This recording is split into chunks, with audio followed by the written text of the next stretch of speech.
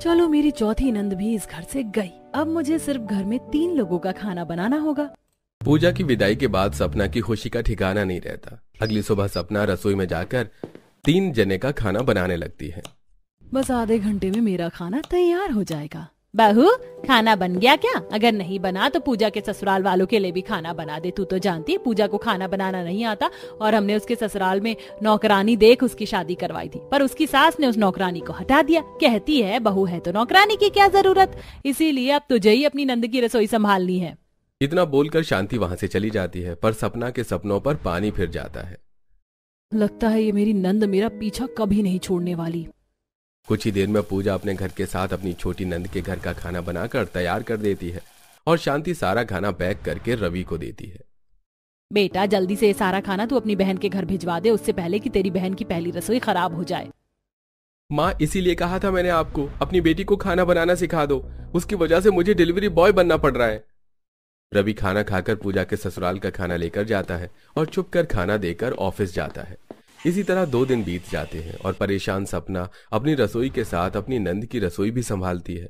ऐसे ही एक दिन जैसे ही सपना सारा खाना बनाकर पूजा के ससुराल वालों का खाना पैक कर रही होती है कि तभी रोती हुई शांति आती है। क्या हुआ माँ जी, आप रो क्यों रही हैं? पूजा के ससुराल वालों को पता चल गया क्या सच? नहीं बहू, मेरा सबसे बड़ा दामाद अपने गोलू के साथ आया है। मेरी बेटी का एक्सीडेंट हो गया, वो अस्पताल में भर्ती है। जब तक वो ठीक नहीं हो जाती दामाद जी और मेरे नाती यही रहेंगे। अब तुझे ही अपनी बड़ी नंद की भी रसोई संभालनी होगी। अच्छा तू दामाद जी के लिए और गोलू के लिए खाना बना दे, मैं हॉस्पिटल जा रही हूँ। शांति खाना रवि को देती है। रवि वो खाना अपनी बहन के घर ले जाता है तो वहीं सपना रसोई में जाकर अपने नंदोई और गोलू को खाना देती है। जीजा जी, ये हादसा कब और कैसे हुआ? आपने हमें बताया क्यों नहीं? क्या बताता भाभी, मैं तो ऑफिस में था। एकदम से फोन आया कि गोलू की माँ का एक्सीडेंट हो गया। बहुत क्रिटिकल हालत थी, पर अब वो खतरे से बाहर है। कोई बात नहीं, आप खाना खा लीजिए, सब ठीक हो जाएगा। अपनी नंद की हालत के बारे में सुनकर सपना को काफी बुरा लगता है। इसी तरह पूरा परिवार डाइनिंग टेबल पर बैठकर खाना खा रहा होता है।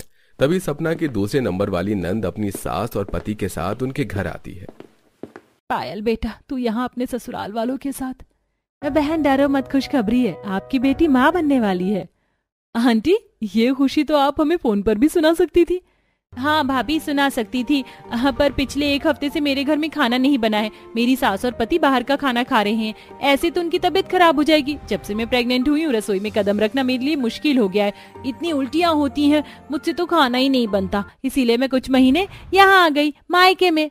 जब तक मेरी तबीयत में सुधार नहीं आ जाता आप मेरे ससुराल की रसोई संभाल लीजिए। अरे मेरी बेटी प्रेग्नेंट है, अब क्या उसकी भाभी उसके लिए इतना नहीं कर सकती? वैसे आप सब अच्छे टाइम पर आए हैं, बैठिए खाना खाइए। पायल अपने पूरे परिवार के साथ डाइनिंग टेबल पर बैठकर खाना शुरू कर देती है और रसोई में जाकर बेचारी सपना सभी के लिए और खाना बनाती है। सोचा था चौथी नंद चली जाएगी तो सिर्फ 3 लोगों का खाना बनाऊंगी, पर यहाँ तो मुझे अपनी 3 नंद की रसोई संभालनी पड़ रही है। कहीं ऐसा ना हो चौथी भी ना आ जाए। इतना बोलकर गुस्से में सपना सबके लिए खाना बनाती है। इसी तरह कुछ दिन बीत जाते हैं और एक दिन, भाभी मुझे खाने में सलाद भी चाहिए होता है और रायता भी, तो अब से मेरे खाने का ध्यान रखना। और बहू तो सुबह के नाश्ते में हम सबके लिए पोहे बना देना। भाभी मेरा तो बड़ा मन मचल रहा है, आप मेरे लिए पास्ता बना देना। अगर आप सबकी कोई और फरमाइश हो तो वो भी बता ही दीजिए। सपना रसोई में जाती है और सबसे पहले सलाद काटती है। कुछ देर में वो चाप की सब्जी बनाती है और रायता। इस तरह वो पूरे दिन रसोई में खड़ी होकर अपनी तीनों नंद के परिवार के लिए अलग अलग खाना बनाती है, जिस वजह से उसका पूरा दिन रसोई में ही गुजरता है। सुबह के 11 बज चुके हैं। सब 9-10 बजे नाश्ता करते हैं और मैं 11। बहू नाश्ता करके मेरी दवाई भी दे देना, 2 दिन से सुबह की दवाई नहीं खाई है मैंने। पता नहीं मैं कहाँ आकर फंस गई हूँ। सपना अपनी सास की बातों को इग्नोर करके खाना खाती है और जैसे ही खाना खाकर उठती है कि उसकी तीसरी नंद आ जाती है सास और पति के साथ। अब आप पर कौन सा दुखों का पहाड़ टूट गया है जो आप अपने ससुराल वालों के साथ यहाँ आ गई? मेरा मतलब क्या परेशानी आन पड़ी जो पूरा परिवार यहाँ? भाभी हमने कल ही अपने घर में मरम्मत का काम शुरू करवाया है। आसपास में किराए के घर बहुत महंगे हैं, तो मैं यहाँ आ गई कुछ दिनों के लिए। अब मैं अपनी रसोई घर और जहाँ घर का काम हो रहा है वो सब कुछ एक साथ नहीं संभाल सकती, इसलिए कुछ दिन आपको ही मेरी रसोई संभालनी होगी। क्यों मेरे लिए एक रसोई संभालना मुश्किल हो रहा था और अब मुझे अपनी चारों नंद की एक घर में रसोई संभालनी होगी। ये तो तूने बहुत अच्छा किया। शांति बिना अपनी बहू की परवाह किए अपनी चारों बेटी की रसोई अपनी बहू के कंधे पर डाल देती है और इस तरह सपना की 4 नंद की रसोई एक ही घर में बनती है और सुबह 5 बजे से काम करते सपना को रात के 12 बज जाते हैं। मेरी बीवी जो हर वक्त खुद का ध्यान रखती थी, आज उसकी कैसी हालत हो गई है। तुम्हारे शरीर से आलू टमाटर प्याज की बदबू आ रही है। ऐसा लगता है जैसे तुम चलता फिरता रेस्टोरेंट हो। यहाँ मेरी हालत बद से बदतर हो गई और तुम्हें हंसी आ रही है। अरे मैं हंस नहीं रहा। रहने दो, बात मत करना मुझसे। सपना रवि से नाराज होकर चादर तान कर सो जाती है और सुबह 5 बजे उठकर फिर से रसोई में जाकर अपनी चारों नंद के लिए खाना बनाने लगती है। तो वहीं रवि सपना को खुश करने के लिए रसोई में मूवी टिकट्स लेकर आता है। कल रात के लिए सॉरी, और रात के 9 बजे तक फ्री हो जाना, फिर तुम और मैं नाइट शो देखने चलेंगे। वैसे भी काफी दिन हो गए हैं, तुम रसोई से बाहर ही नहीं निकल पा रही हो, इसी बहाने घूमना भी हो जाएगा। मूवी टिकट देख सपना काफी खुश होती है और जैसे ही वो अपना काम खत्म करने लगती है तभी वहां मनीष और पायल आते हैं। भाभी, मेरे लिए नींबू पानी बना दो, तबीयत कुछ ठीक नहीं लग रही। और भाभी, गोलू को ओट्स खाने हैं और आपकी नंद की हालत में भी सुधार है तो आप उसके लिए दलिया बना दीजिए, मुझे हॉस्पिटल लेकर जाना है। सपना किसी को मना नहीं कर पाती और एक बार फिर काम पर लग जाती है, जिस वजह से उसकी मूवी छूट जाती है। इसी तरह कुछ दिन और बीत जाते हैं और एक सुबह सपना लेट उठती है और इसीलिए वो किसी की फरमाइश का खाना न बनाकर अपने हिसाब से दाल चावल पराठे और सब्जी बनाकर रख देती है। आज तो खाना खाकर ऐसा लग रहा है जैसे तुमने हम पर एहसान किया हो खाना देकर। भाभी, आपको तो सोचना चाहिए, मैं प्रेग्नेंट हूँ। आपने कितना मिर्च डाल रखा है खाने में। मुझे खाने के साथ सलाद और रायता कंपलसरी चाहिए होता है। मैंने आपको बताया भी था, फिर भी आपने नहीं दिया। सब खाने में कमी निकाल रहे होते हैं कि तभी पूजा का फोन आता है। माँ, मैंने भाभी को बोला था बिरयानी भेजने के लिए, फिर भी भाभी ने इतना सादा खाना भेजा। आपको पता है भाभी की वजह से मुझे कितना सुनना पड़ा है। बहू, आखिर तू चाहती क्या है? तेरी वजह से मुझे कितनी शर्मिंदगी उठानी पड़ी, तू जानती भी है। शांति की बात सुनकर सपना को गुस्सा आ जाता है और वो पूजा के ससुराल वालों को घर बुलाकर सब पर अपनी दिल की भड़ास निकालती है। माफ करना माँ जी, जो बोलने जा रही हूँ, आप में से किसी ने अपनी 4 नंद की रसोई संभाली है? सुमन दीदी, आपके घर काम चल रहा है, अगर 2 पैसा महंगा ही सही किराए पर घर ले लो तो क्या दिक्कत है? तुम माना कि तुम प्रेग्नेंट हो, पर उल्टी की दवाई दी तो है डॉक्टर ने, और नंद है तो तुम्हारी क्या वो रसोई नहीं संभाल सकती? और मनीष जीजाजी, आप अपना और अपने बेटे का भी पेट नहीं पाल सकते? माफ करना पूजा, तुम्हारे ससुराल वालों को यहाँ बुलाना पड़ा। और आंटी जी, आपकी बहू को खाना बनाना नहीं आता है क्या? आप एक नौकरानी नहीं रख सकती या अपनी बहू को खुद खाना बनाना नहीं सिखा सकती? सपना का दर्द उसकी बातों में साफ झलक रहा था, जिसके बाद वहां खड़े सभी लोग काफी शर्मिंदा होते हैं। तुम सही कह रही हो, एक दिन नंद के लिए खाना बनाने को बोल दो तो भाभीियों का मुंह बन जाता है, और तुम इतने दिनों से अपनी 4 नंद की रसोई संभाल रही हो। अब सबको चलना चाहिए। उस दिन सपना अपने मन की भड़ास निकाल देती है, जिसके बाद उसकी चारों नंद और उसके परिवार को एहसास होता है कि वो सपना पर कितने निर्भर हैं। इसके बाद वो सब अपनी रसोई खुद संभालते हैं और पूजा की सास भी उसे खाना बनाना सिखाती है। खाने में कितनी मिर्च है? बहू, खाना तो नॉर्मल है, पर कोई बात नहीं, तुम दही मिर्च खा लो। क्या दही मिर्च? हाँ, ये भी एक डिश है, ये बाकी खाने से कम तीखा है, तुम खा सकती हो। पूरा परिवार मिर्च के पकौड़े, मिर्च की भाजी, मिर्च बैंगन का सालन खा रहे होते हैं, पर पूजा इतनी मिर्च बर्दाश्त नहीं कर पाती और रसोई में जाकर अपने लिए शरबत बनाकर पीती है। मैं तो खाने में से भी मिर्ची निकाल देती हूँ और ये लोग मिर्च का खाना बनाकर खा रहे हैं। ये खाना मेरी दोस्त के लिए परफेक्ट है। क्या हुआ बहू, तूने मुंह क्यों बना रखा है? माँ जी, लगता है खाने में नमक मिर्च कुछ ज्यादा ही कम है, इसीलिए मुझे खाना मीठा लग रहा है। भाभी, खाना तो मीठा लगेगा ही ना। माँ ने खट्टी मीठी दाल और मेथी थेपला जो बनाया है, जिसमें चीनी गुड़ का इस्तेमाल किया है। कहाँ मैं मिर्च खाने वाली, अब इतना मीठा खाना खाऊंगी? ऐसा खाना खाकर कहीं मैं बीमार ना हो जाऊं। भगवान जल्दी से रसोई की जिम्मेदारी मेरे हाथ आ जाए तो मैं इन्हें खाना बनाकर खिलाऊं। पूजा और पायल स्कूल फ्रेंड थी और दोनों की ही एक ही घर में शादी हुई थी। बस फर्क इतना था कि एक सहेली नीचे तो एक ऊपर रहती थी। दोनों की शादी आशा शांति नाम की देवरानी जिठानी के घर में हुई थी।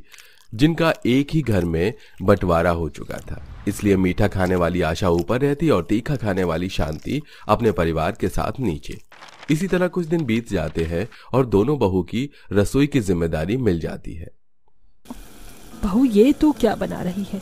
एक काम कर, आज तो मिर्च की चटनी और मिर्च का चटपटा छोटे आलू और मिर्च का भरवा बना ले। सब कुछ मिर्च का? हाँ, हमारे घर में तो यही बनता है। अगर तुझे नहीं आता तो कोई बात नहीं, मैं तुझे सिखा देती हूँ। मैं मराठी मुलगी हूँ, बचपन से मिर्च खाई है और अब मेरे परिवार की भी तीखा खाने की आदत पड़ गई है। चल, मैं तुझे सिखाती हूँ। इतना बोलकर शांति छोटी मिर्च, बड़ी मिर्च, शिमला मिर्च, कुछ छोटे आलू निकालकर अपनी बहू को खाना बनाना सिखाने लगती है। तो वहीं ऊपर जब पायल रसोई में ढेर सारी मिर्च काट रही होती है तो वहां काजल आ जाती है। अरे भाभी, ये क्या कर रही हो आप? आधी किलो मिर्च एक बार में काट दोगी क्या? काजल, जिस खाने में मिर्च नहीं वो खाना भला अच्छा लगता है क्या? भाभी, हमें तो कम तीखा खाना ही पसंद है। हम खाने में बस एक मिर्च डालते हैं और माँ तो ज्यादातर मीठी कड़ी, खट्टी मीठी दाल, ढोकला, थेपला बनाती हैं और कभी सब्जी भी बनाती हैं तो उसमें हल्की चीनी या गुड़ डाल देती हैं ताकि सब्जी तीखी ना हो। हम गुजराती हैं तो हमसे इतना तीखा नहीं खाया जाता। क्या?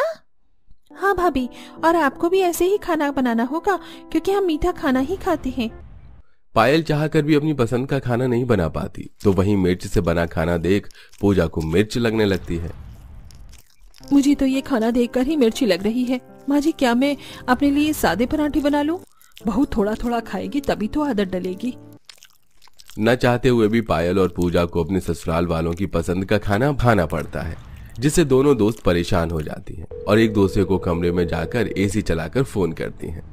अब समझ में आ रहा है मुझे, इन दोनों देवरानी जिठानी के बीच बंटवारा कैसे हुआ। एक मीठा खाने की शौकीन है तो दूसरी मिर्च खाने की। बनती ही नहीं होगी, तभी तो ऊपर नीचे बंटवारा कर लिया। पर अब हम क्या करें? आज हम दोनों भूखे हैं। एक काम कर, तू मेरे घर का मीठा खाना खा ले और मैं तेरे घर का तीखा बना हुआ खाना खा लूंगी। अब चल, 10 मिनट में मुझे छत पर मिल। क्योंकि उस दिन दोनों ही दोस्त भूखी होती हैं, इसलिए अपना अपना खाना लेकर दोनों ही रात में छत पर जाती हैं और दोनों एक दूसरे को खाना खाती हैं। इसे कहते हैं खाना। मेरे घर में तो इतना मीठा खाना खाते हैं कि मुझे डर लगता है कि कहीं मुझे डायबिटीज ना हो जाए, और ये लोग इतना तीखा खाना खाते हैं कि मुझे डर लगता है मुझे पाइल्स ना हो जाए। क्यों ना हम दोनों दोस्त अपने घर में से खाना बनाएं और इसी तरह अपने घर वालों से छुपकर अपना अपना खाना एक्सचेंज करें। पायल को पूजा का आइडिया पसंद आता है। इसी तरह कुछ दिन बीत जाते हैं और दोनों दोस्त अक्सर एक दूसरे को फोन करके खाना लेकर ऊपर छत पर मिलते हैं। ऐसे ही एक दिन दोनों बहुएं अपनी सास के साथ बाजार जाने के लिए तैयार हो रही होती हैं।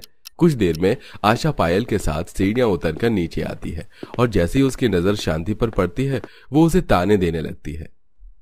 देख रही हो बहू, बहुत ज्यादा मिर्च खाने की वजह से कुछ लोग वहीं के वहीं रह गए और हम कितने आगे पहुंच गए। अच्छा हुआ जो हमारा बंटवारा हो गया, वरना आज तक तेरे ससुर जी इनका खर्चा चला रहे होते।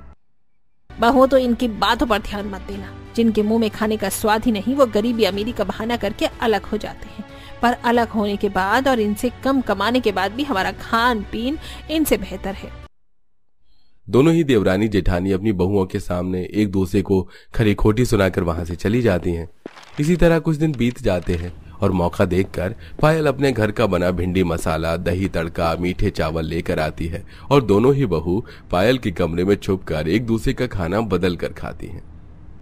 कभी छत पर तो कभी तेरे कमरे में आकर कब तक हम दोनों सहेली इस तरह छुप छुप कर एक दूसरे को अपना खाना शेयर करते रहेंगे? बोल दो तो सही रही है, पर मैं थक चुकी हूँ। मुझे तो डर लगता है कभी हम पकड़े न जाएं। ये सब क्या चल रहा है? तुम दोनों कमरे में छुपकर क्यों खाना खा रही हो? और ये क्या, मेरे घर का खाना पूजा खा रही है? प्लीज थोड़ा धीरे बोलिए।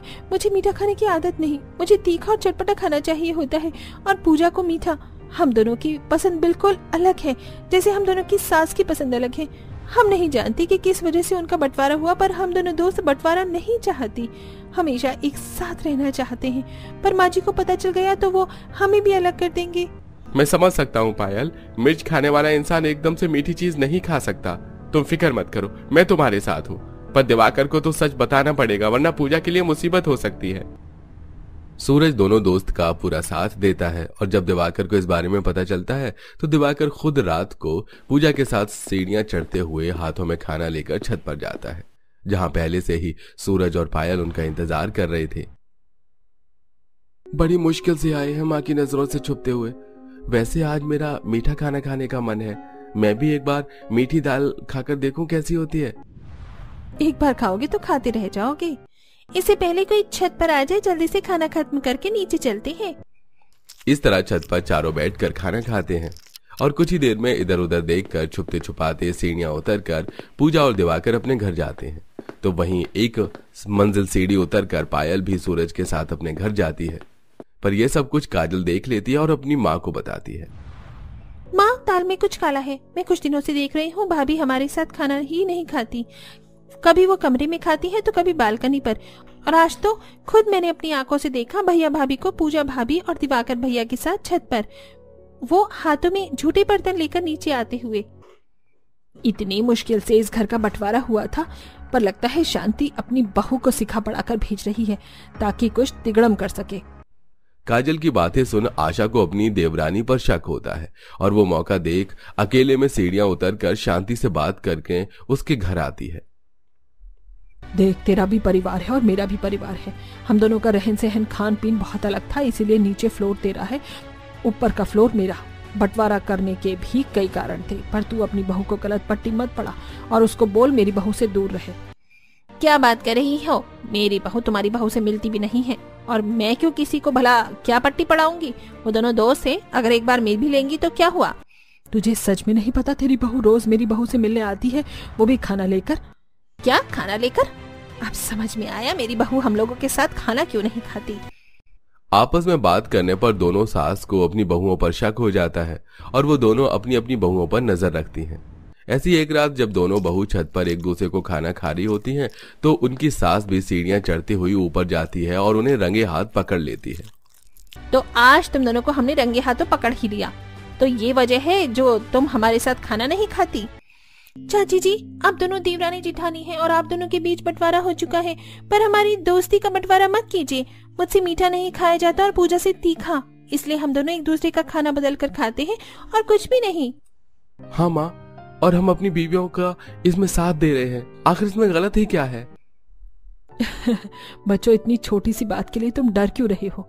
मैं समझ सकती हूँ मीठा खाने वाला तीखा और तीखा खाने वाला मीठा नहीं खा सकता। थोड़ा तो समय लगेगा, पर अगर तुम दोनों कोशिश करो तो तुम्हारी भी आदत बन जाएगी। और रही बंटवारे की बात, तो जब फैमिली बड़ी होती है तो बहुत से वजह होते हैं और बंटवारा हो जाता है। पर हम दोनों देवरानी जिठानी एक दूसरे को कितना ही क्यों ना सुना ले, पर जब भी जरूरत और मुसीबत पड़ती है तो हम एक हो जाती हैं। और उसी तरह हम भी चाहते हैं कि हमारी बहुएं भी हमेशा एक रहें। तो इसका मतलब आपको हमारे खाना एक्सचेंज करने से कोई भी दिक्कत नहीं है?